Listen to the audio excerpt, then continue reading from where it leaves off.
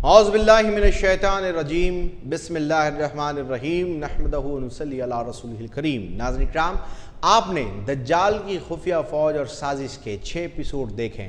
ان episode میں آپ نے بہت سارے اہم رازوں کو جاننے کی کوشش کی۔ اب اس 7ویں ایپیسوڈ کے اندر ہم آپ کو بتائیں گے کہ خروج دجال کب ہوگا، کیسے ہوگا، اور یہ احادیث نبوی صلی اللہ تعالیٰ علیہ وسلم میں جن پہ نبیوں کا ذکر کیا گیا ہے، کیا وہ آ گئے ہیں؟ اگر آ گئے ہیں تو ان کے نام کیا ہے؟ یہ سارے کے سارے آپ کو اس 7ویں قسط کے اندر دیکھنے کو ملے گا۔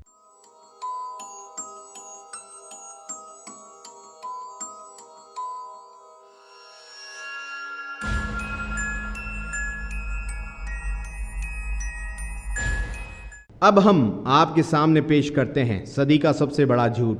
خفیہ فوج ملٹی میڈیا کے ذریعے جھوٹ پر مبنی کہانیوں کو عام کرتی ہے۔ جیسا کہ ہم پہلے بیان کر چکے ہیں کہ سچ کو جھوٹ اور جھوٹ کو سچ بنا کر پیش کیا جاتا ہے، اور خفیہ فوج نے ہمارے ساتھ صدی کا سب سے بڑا جھوٹ اور عوام سے گھنونا مذاق کیا ہے۔ شاید آپ کو میری اس بات پر بھروسہ نہ آئے، لیکن میں آپ کے سامنے شواہد پیش کروں گا۔ WTC conspiracy, world trade centre کو گرانے والے کون؟ یہ صدی کا سب سے بڑا سوال ہے۔ نیو یارک ٹائمز کے بموجب 9/11 ایک انسائیڈ جاب تھا، یعنی امریکی حکومت کی کارستانی۔ اس کی صداقت میں نیو یارک ٹائمز نے امریکہ کے 75% امریکی پروفیسرز کی صداقت نامہ حاصل کیے، جس میں صاف طور پر کہا گیا تھا کہ یہ ایک اندرونی کارستانی ہے، اور ہندوستانی news papers Times of India نے بھی 8 ستمبر 2008 کو اس خبر کو شائع کیا کہ 9/11 ایک اندرونی کارستانی تھی۔ ہم آپ کو سب سے اہم ثبوت دیتے ہیں 9/11 سازش کا۔ خفیہ فوج کی زبانی آپ خود یہ سنیں گے۔ خفیہ فوج ہالی ووڈ کی فلموں کے ذریعے اپنے عزائم کی جھلک دنیا کو دکھاتی رہتی ہے۔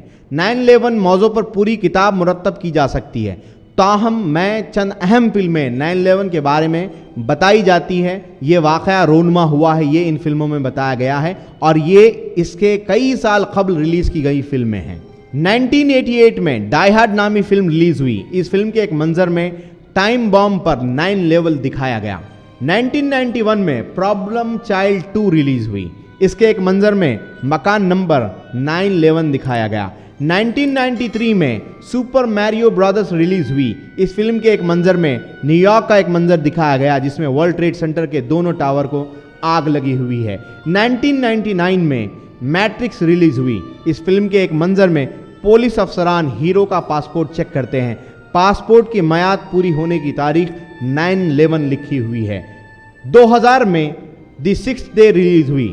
اس فلم کے ایک منظر میں شیشے کے اوپر 9/11 لکھا ہوا دکھائی دیا گیا۔ ایسی 30 سے زائد فلموں کی تصویریں موجود ہیں جن میں 9/11 کے ہندسے یعنی کہ نمبر استعمال کیے گئے ہیں، جو آپ اس ویڈیو میں دیکھ سکتے ہیں۔ کیا یہ سب اتفاق ہو سکتا ہے؟ اس بارے میں سنجیدگی سے سوچیں کہ کوئی آپ کے ساتھ کھیل رہا ہے اور آگے کیا ہونے والا ہے۔ 9/11 سانحے میں آپ زندہ بچ گئے ہیں کیونکہ آپ نیو یارک میں نہیں تھے۔ ان کی اگلی واردات میں شاید آپ بھی زندہ نہ بچیں۔ اب ہم بڑھتے ہیں اس کتاب کی سب سے اہم باب کی طرف، جس کے لیے میں نے اس کتاب کو تحریر کیا تھا۔ خروج دجال کب، کیسے اور کیوں؟ دجال کی فائل کھولنے سے پہلے ضروری ہے کہ علامات قیامت میں سے ان بڑی علامات کی جانچ پڑتال کر لی جائے جو اب تک وجود میں آ چکی ہیں، تاکہ اس بات کا اندازہ ہو سکے کہ دجال کا زمانہ کتنا نزدیک آ پہنچا ہے۔ ان علامات میں رسول اللہ صلی اللہ تعالیٰ علیہ وسلم کی بعثت، شق القمر کا واقعہ، خلافت راشدہ کا قیام، جنگ صفین اور ملوکیت کا دور وغیرہ وہ علامات قیامت میں ہیں جو آج تاریخ کا حصہ بن چکی ہیں۔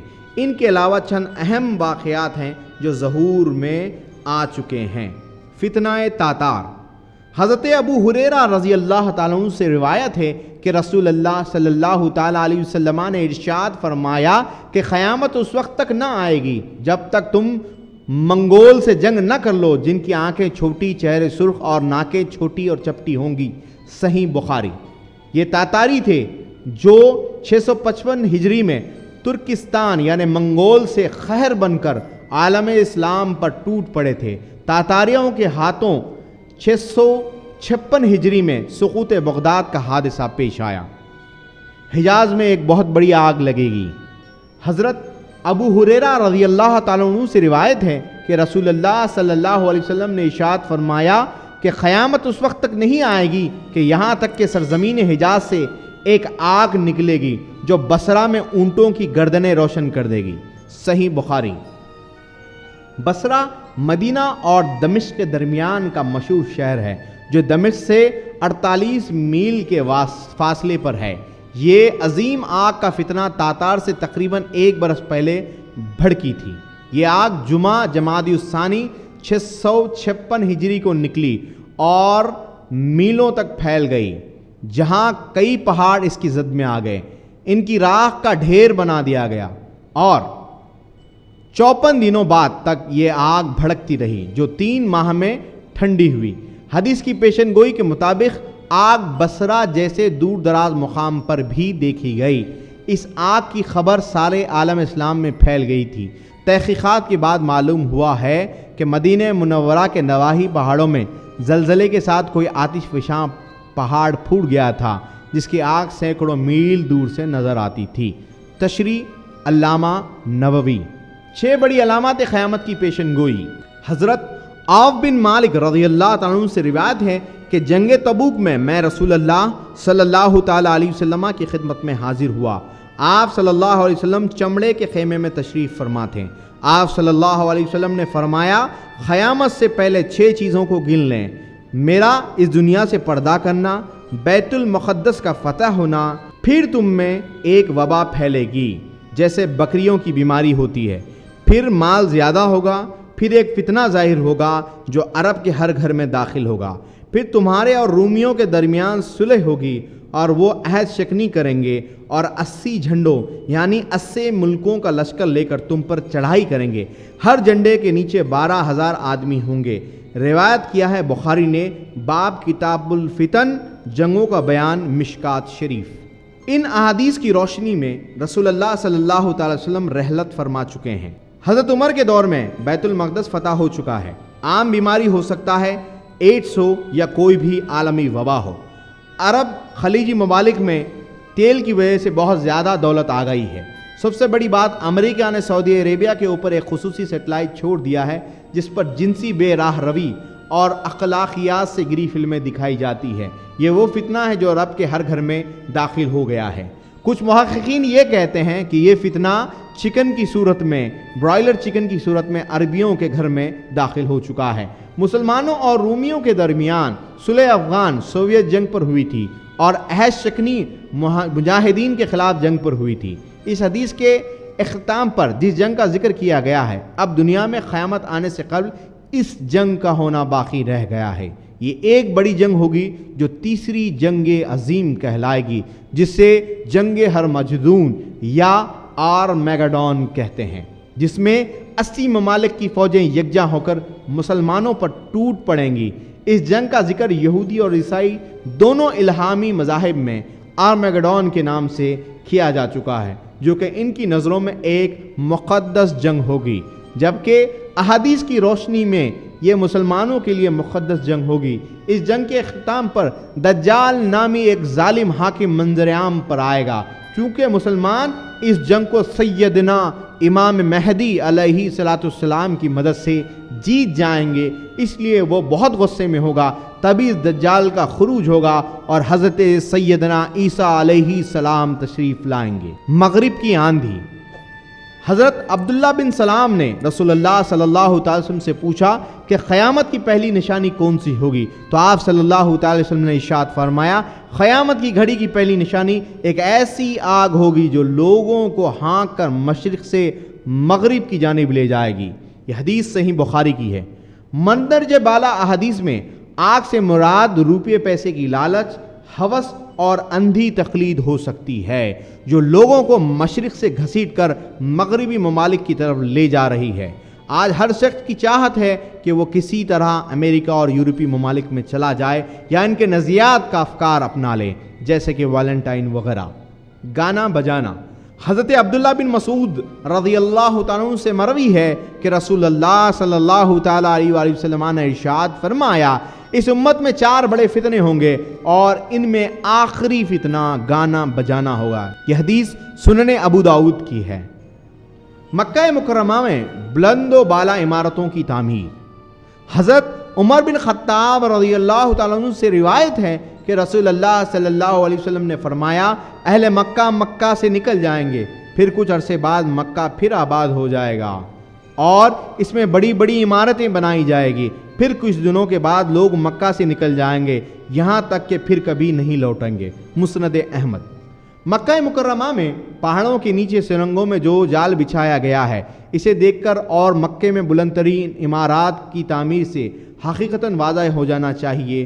پہلی مرتبہ اہل مکہ کے نکلنے سے مراد ہو سکتا ہے کہ وہ مسلمانوں کی مکہ سے مدینے کی ہجرت ہو۔ اہل مکہ صرف ایمان والوں کو کہا گیا ہے۔ فتح مکہ پر لوگ واپس آ گئے اور مکہ آباد ہو گیا اور آج تک ان لوگوں سے آباد ہے، یہاں تک کہ مکے میں اونچی اونچی عمارتیں بن گئی ہیں۔ یہ اہل مکہ ایمان والے لوگ قیامت آنے سے کچھ عرصہ قبل دوبارہ مکے سے نکل جائیں گے، کیونکہ دوسری احادیث میں آیا ہے کہ آخری وقت میں اسلام مدینے میں سمٹ کر رہ جائے گا، اور یہ کہ دجال مدینے میں داخل نہ ہو پائے گا اور اہل ایمان اپنا ایمان بچانے کے لیے مدینے میں پناہ لیں گے اور کبھی واپس نہیں جائیں گے۔ خروج دجال کب؟ حضرت محمد بن مقندر سے روایت ہے کہ میں نے جابر بن عبداللہ کو دیکھا، وہ اس بات پر قسم کھاتے تھے کہ ابن زیاد بھی دجال ہے۔ میں نے کہا، تو خدا کی قسم اٹھاتا ہے؟ وہ کہنے لگے، میں نے عمر رضی اللہ تعالیٰ عنہ کو سنا کہ رسول اللہ صلی اللہ علیہ وسلم کے سامنے اس پر قسم اٹھاتے تھے اور رسول اللہ صلی اللہ علیہ وسلم انکار نہیں کرتے۔ بخاری و مسلم۔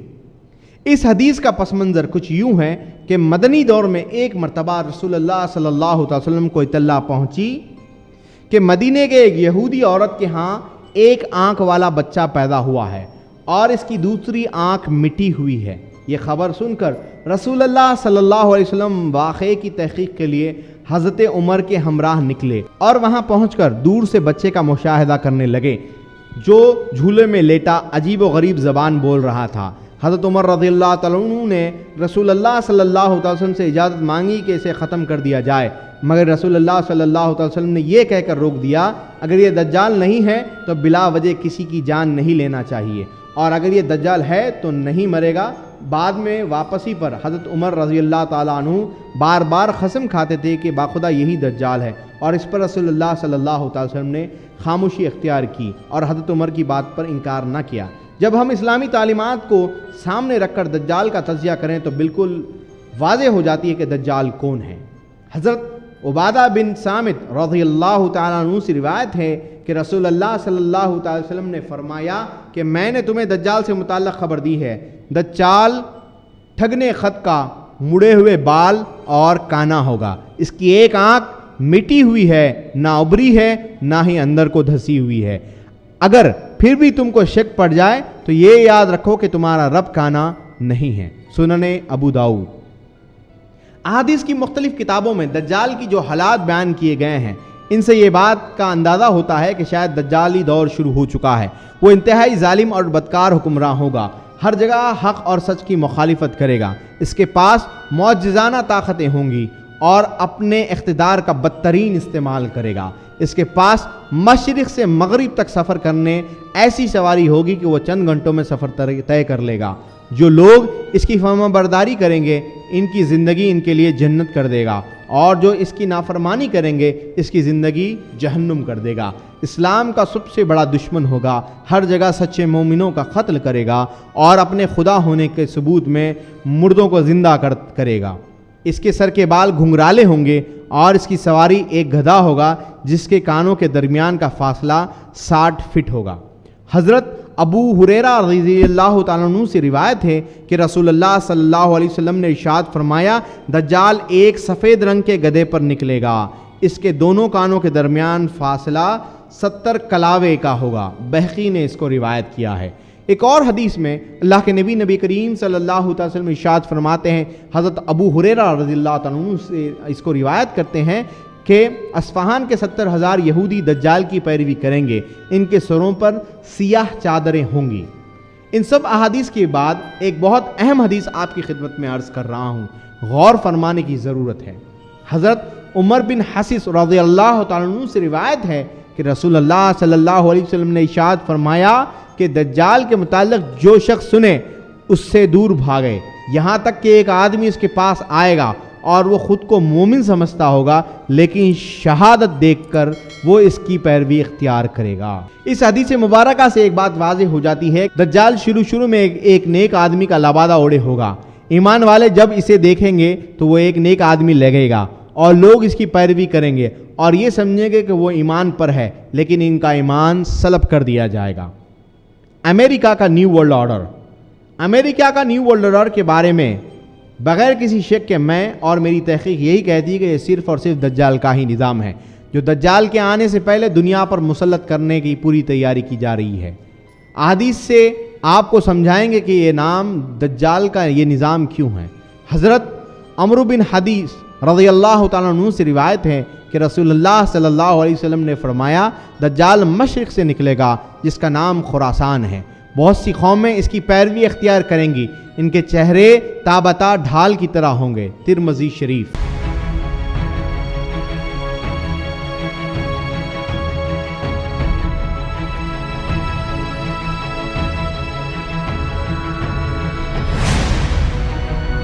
آپ دیکھ رہے ہیں 72 ٹی وی۔